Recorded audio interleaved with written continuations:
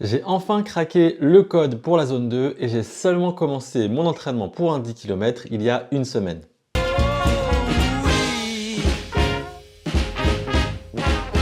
Après avoir fait un mois de course à pied sans plan particulier, j'ai décidé de suivre un plan concocté par Polar pour faire une course de 10 km. Ma première séance était un jogging lent qu'on peut aussi qualifier de footing. Et avant d'aller plus loin dans cette vidéo, je dois préciser que mon entraînement fait par Polar est seulement basé sur la fréquence cardiaque. Cette première séance donc était découpée comme suit.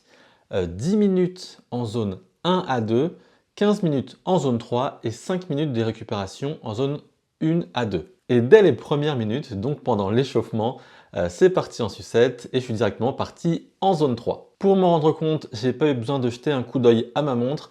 En fait, l'entraînement est fait de telle sorte qu'en gros, les séances, elles sont rentrées dans ma montre et quand je sors de la zone, que ce soit au-dessus ou en dessous, ça vibre. Et vu que le but d'un entraînement, c'est de respecter les zones qui ont été prévues, j'ai pas arrêté de ralentir pour essayer de rester dans cette fameuse zone 2. Le pire moment de cette séance étant les 5 minutes de récupération où j'ai ralenti autant que je pouvais, mais je n'ai pas réussi à retourner dans la zone 2. Je faisais quasiment du surplace et c'était franchement désagréable. Ensuite est venue la séance 2, la séance de fractionné. Cette fois-ci, l'échauffement de 15 minutes doit se faire en zone 3. Là, j'y suis arrivé sans problème. Ensuite, l'idée, c'est de faire un fractionné où on alterne entre les zones 4 et 5 et la zone 3. Et à la fin, comme à chaque fois, on passe en phase de récupération en zone 2. J'ai atteint facilement la zone 4, mais je n'ai jamais réussi à redescendre en zone 3 entre les exercices. Pourtant, je ralentissais autant que je le pouvais et je respirais parfaitement. Et donc, après le fractionné, comme d'habitude, pour finir, il y avait 5 minutes en zone 2. Vacciné par ma première séance où j'avais pas réussi à retourner en zone 2, cette fois-ci, j'ai marché pour voir ce que ça allait faire. Et ça a fonctionné, j'ai réussi à rester en zone 2. Et je précise que j'ai vraiment marché. C'était ni une marche rapide,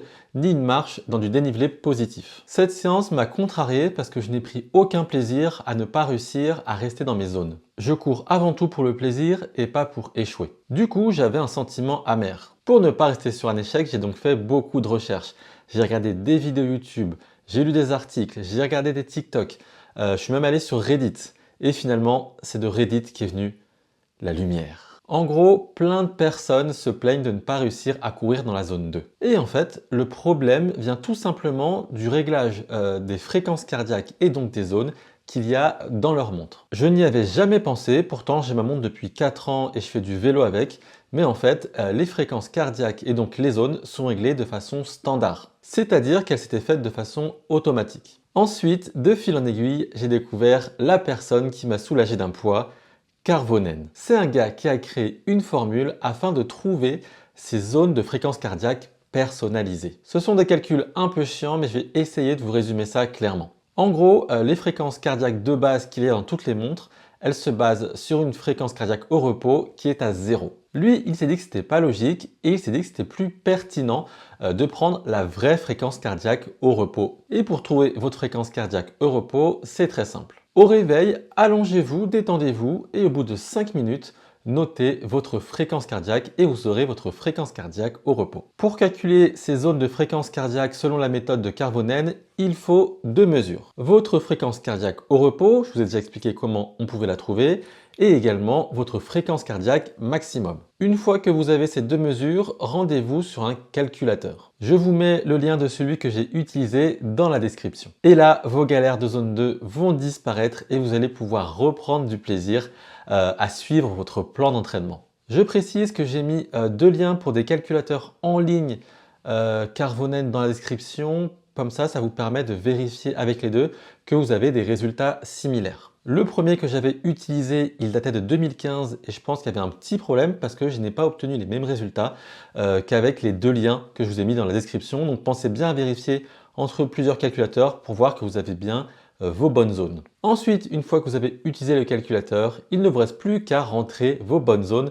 dans votre application, dans votre montre. Et avec mes nouvelles zones, j'ai donc analysé les 2 séances que j'avais faites et je me suis rendu compte que en fait j'étais bien dans les zones où je devais être. En revanche, j'ai aussi découvert que quand j'ai fait du fractionné, je ne suis pas allé assez fort pour aller dans ma vraie zone 4. Et c'est vrai qu'avec le recul, je me voyais bien accélérer, mais je n'y suis pas allé assez fort pour atteindre un niveau où j'étais vraiment en difficulté. Pourtant, avec mes anciennes zones, ma montre me disait que j'étais dans la bonne zone. Suite à tout cela, j'ai fait ma 3e séance de la semaine avec cette fois-ci mes bonnes zones de fréquence cardiaque. Et sans surprise, pour la partie échauffement qui doit se faire en zone 2, j'ai eu beaucoup moins de mal à rester dedans. Cela dit, par ricochet, ça veut aussi dire que je dois aller un tout petit peu plus vite pour être dans la zone 3. Enfin, pour la partie récupération de 5 minutes, j'ai beaucoup ralenti, mais je n'ai toujours pas réussi à redescendre dans la zone 2. Avant de tourner cette vidéo, j'ai fait une autre séance et cette fois-ci, pour la phase de récupération, j'ai directement marché et ça fonctionne très bien pour redescendre tout de suite dans la zone 2. Et pour vous dire la vérité, je ne suis pas vraiment surpris de ne pas encore réussir à redescendre en zone 2 tout en courant. C'est tout l'intérêt de muscler son cœur. Dans une autre vie, je faisais des courses de pignon fixe et je m'entraînais pour avoir un cœur hyper réactif. Et au meilleur de ma forme, je pouvais constater facilement sur mon compteur à quel point, suite à un effort violent, mon cœur pouvait redescendre très vite. En résumé, mes nouvelles zones de fréquence cardiaque établies grâce à la formule de Karvonen vont me permettre de m'entraîner plus facilement dans la zone 2. Mais c'est le pendant de tout ça, ça veut aussi dire que pour atteindre la zone 4 et éventuellement la zone 5, il va falloir que je pousse aussi beaucoup plus. Cependant, je vous rappelle que dans le cadre d'un plan d'entraînement, quelle que soit la course, c'est la zone 2 qui est la plus importante. Vous devez faire 80% de vos sorties en zone 2. Pour conclure sur cette zone 2, le moment où j'ai vraiment eu un doute sur le fait que j'y étais ou pas, c'est quand j'ai lu sur internet que pour savoir si on était vraiment en zone 2, il fallait être en aisance respiratoire. Il y a notamment un test à faire pour voir si vous êtes bien dans la zone 2. Ça consiste tout simplement à dire une phrase et si vous arrivez à la dire sans coupure et sans être essoufflé, ça veut dire que vous êtes en aisance respiratoire et que vous êtes bien dans la zone 2. J'avais donc fait ce test, j'étais en parfaite aisance respiratoire, mais vu que j'avais les mauvaises zones, ma montre m'indiquait que j'étais en zone 3. Enfin bref, j'espère vraiment que cette vidéo va vous aider à trouver votre vraie zone 2 comme moi. Si cette vidéo vous a été utile, n'hésitez pas à mettre un j'aime sur YouTube et à la partager avec vos potes qui galèrent à trouver leur zone 2. En ce qui me concerne, je vais retourner à ma prépa pour faire un 10K.